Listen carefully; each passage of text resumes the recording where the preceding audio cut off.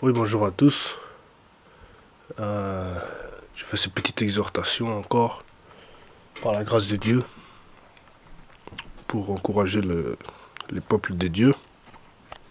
Je voulais prendre avec vous un verset dans Ecclésiaste, Proverbe, Proverbe chapitre 8. Proverbe chapitre 8, le verset, nous allons lire le verset 1 à 11. Proverbe chapitre 8, le verset 1 à 11. Je lis pour sa gloire. La sagesse n'écrit-elle pas, Proverbe chapitre 8, verset 1 à 11. On a déjà lu dans des précédentes exhortations, j'ai déjà lu une partie de ce chapitre. La sagesse n'écrit-elle pas, l'intelligence ne lève-t-elle pas sa voix?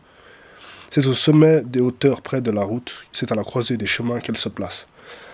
À côté des portes, à l'entrée de la...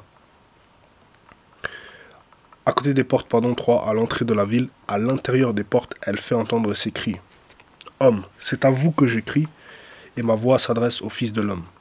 5. Stupides, apprenez le discernement, insensés, apprenez l'intelligence. Écoutez, car j'ai de grandes choses à dire, et mes lèvres s'ouvrent pour enseigner ce qui est droit.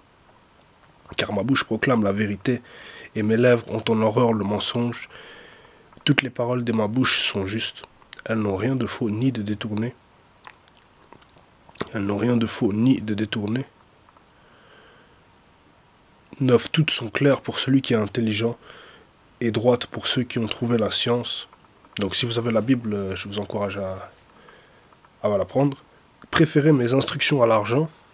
10, et la science à l'or le plus précieux. 11. Car la sagesse vaut mieux que les perles, elle a plus de valeur que tous les objets de prix. 10. Je reviens au verset 10. Préférez mes instructions à l'argent, et la science à l'or le plus précieux. Amen.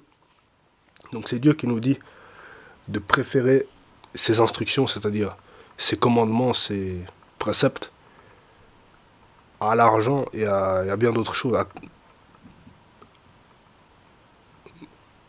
Et la science à l'or le plus précieux, c'est-à-dire nous devons préférer la vérité, la droiture. Au mensonge, nous devons préférer l'amour à la colère. Nous devons préférer toutes ces choses et essayer au maximum de nous y maintenir par le Saint-Esprit. Donc voilà, nous allons prendre encore la fin de ces chapitres à partir du verset 20, à partir du verset 26 jusqu'au verset 36. Je lis pour sa gloire. Il n'avait encore fait ni la terre, ni les campagnes, ni le premier atome de la poussière du monde. Lorsqu'il disposa les cieux, j'étais là. Lorsqu'il traça un cercle à la surface de l'abîme, c'est la sagesse qui parle. Lorsqu'il traça un cercle à la surface de l'abîme, 28, lorsqu'il fixa les nuages en haut, et que les sources de l'abîme jaillirent avec force, lorsqu'il donna une limite à la mer, pour que les eaux n'en franchissent pas les bords. Lorsqu'il posa les fondements de la terre, j'étais à l'œuvre auprès de lui, et je faisais tous les jours des délices, jouant sans cesse en sa présence, jouant sur le globe de sa terre. Et, ça c'est le verset 31, et trouvant mon bonheur parmi les fils de l'homme. Amen. Et maintenant, mes fils, écoutez-moi, 32, et heureux ceux qui observent mes voies. Écoutez l'instruction pour devenir sage, ne la rejetez pas. 34, heureux l'homme qui m'écoute, qui veille chaque jour à mes portes et qui en garde les poteaux. Car celui qui me trouve a trouvé la vie, et il obtient la faveur de l'Éternel. Et enfin, mais celui qui pêche contre moi, 36, nuit à son âme. Tous ceux qui me haïssent aiment la mort. On a déjà vu ce verset. Tous ceux qui me haïssent aiment la mort. Tous ceux qui haïssent la sagesse aiment la mort. Pourquoi? Parce que la sagesse nous conduit, comme nous dit le verset 35, je lis pour sa gloire, car celui qui me trouve a trouvé la vie.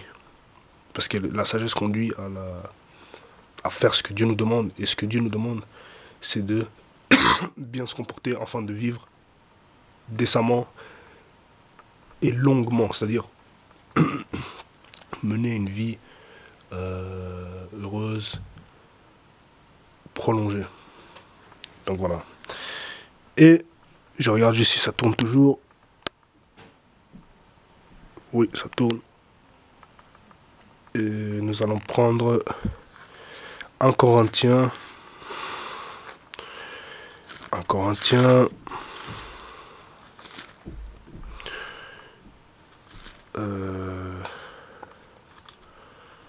Pardon.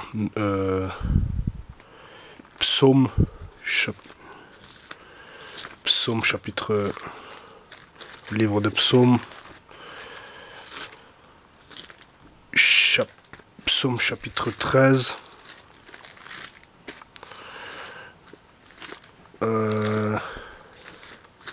Les versets.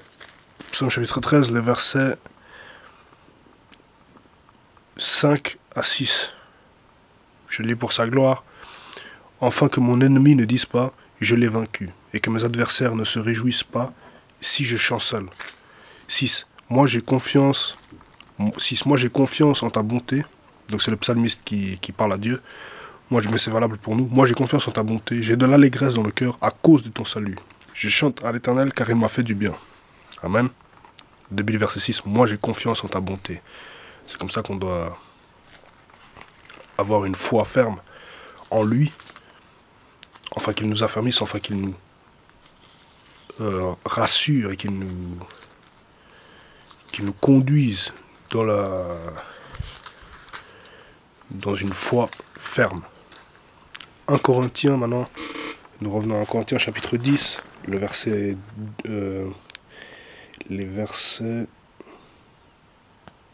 je pense qu'on va lire versets 1 à 13. 1 Corinthiens chapitre 10, versets 1 à 13.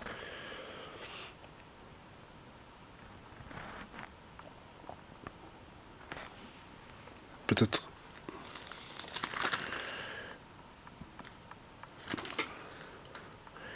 qu'on va même remonter au chapitre 9 de 1 Corinthiens.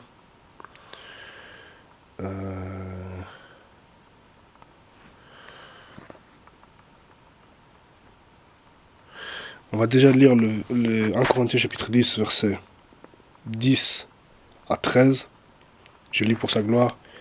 Ne murmurez point, comme murmurèrent quelques-uns d'entre eux, qui périrent par l'exterminateur. Donc le titre du chapitre, c'est « Exemple d'Israël dans le désert ». C'est le peuple d'Israël quand ils étaient dans le désert. Ils ont eu certains types d'attitudes qui ont déplu à Dieu. Et là, il nous dit, en Corinthiens chapitre 10, verset 10, « Ne murmurez point, comme murmurèrent quelques-uns d'entre eux, donc quelques-uns des Israélites, qui périrent par l'exterminateur. Ces choses leur sont arrivées pour servir d'exemple, et elles ont été écrites pour notre instruction à nous qui sommes parvenus à la fin des siècles. » 12. Ainsi donc que celui qui croit être debout prenne garde de tomber. 13. C'est le dernier verset. Aucune tentation ne nous est survenue qui n'ait été humaine.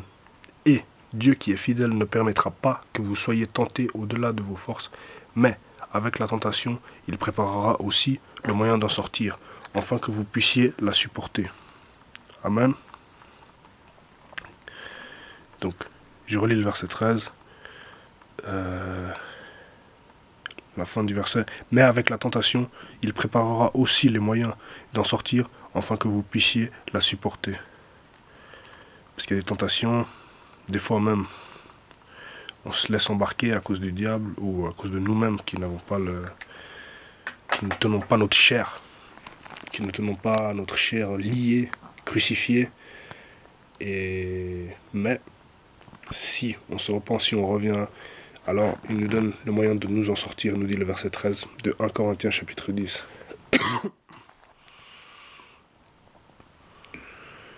Et nous allons revenir dans Non, pardon. Oui, nous revenons dans... Bon, mais juste... je pensais revenir dans l'Ancien Testament, mais en fait, on revient juste au chapitre 9 de 1 Corinthiens. Nous prenons le verset 24 à 27. C'est le titre de ce passage, c'est règles de la course chrétienne. Donc, si vous voulez devenir chrétien, ou si vous l'êtes déjà, voilà les règles que l'apôtre Paul nous a données. Une partie des règles. Je lis pour sa gloire. 1 Corinthiens chapitre 9, versets 24 à 27. Ne savez-vous pas que ceux qui courent dans le stade courent tous, mais qu'un seul remporte le prix. Courez de manière à le remporter. Tous ceux qui combattent s'imposent toute espèce d'abstinence, et ils le font pour obtenir une couronne corruptible. Mais nous, faisons-le pour une couronne incorruptible. C'est la couronne de celui qui persévérera en Jésus jusqu'à la fin. La couronne incorruptible. 26. Moi donc, je cours non pas